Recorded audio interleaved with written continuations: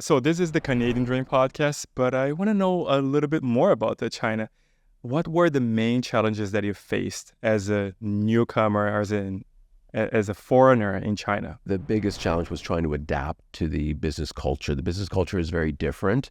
So, typically in Canada, we'll use Canada as an example. If you sign a contract with someone, that's a done deal. It's signed. You should get paid. Everything should work out. In China, it was more like the first step. And then, we got it all written down, but then the negotiations began. So there was a lot of times when I didn't understand how to play the system properly, or so I would wind up losing out on contracts. But it was a learning curve, and I learned quickly. But it was just such an amazing experience because business is so fast there. Can you give me an example of how they negotiate after the contract has been? If you look at the training and development space, I would sign contracts where I would say, okay, I'm coming to your company. I'm going to train 40 or 50 of your employees over 2 days. We agree a fee.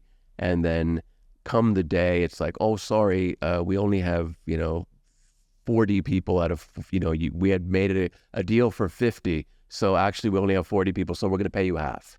It was always these kind of bending of the rules. And I had no leg to stand on because I was not a local. I'm sure you had enough time to try to understand the roots of those habits, let's put it this way. Why are they like that when it comes to negotiating? I think because of the nature of the country, that it only opened up to, of course, it's thousands of years old, the history, but only recently reopened to the outside world and became very much a culture of, grab everything while you can.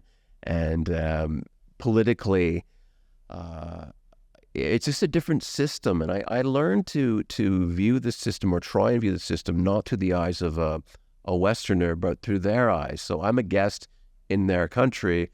I had to try and learn how to play by their rules, not try and impose my rules upon them. So I had to adapt. And was it very different in Hong Kong? Hong Kong, having the history of being a British colony, had a lot of British law, and there was a lot of sort of security in the business world, so it was much different. Whereas China at the time was like the wild, wild west. It was like everything goes. It was just a really incredible experience, but very hard to follow the speed at which things were moving.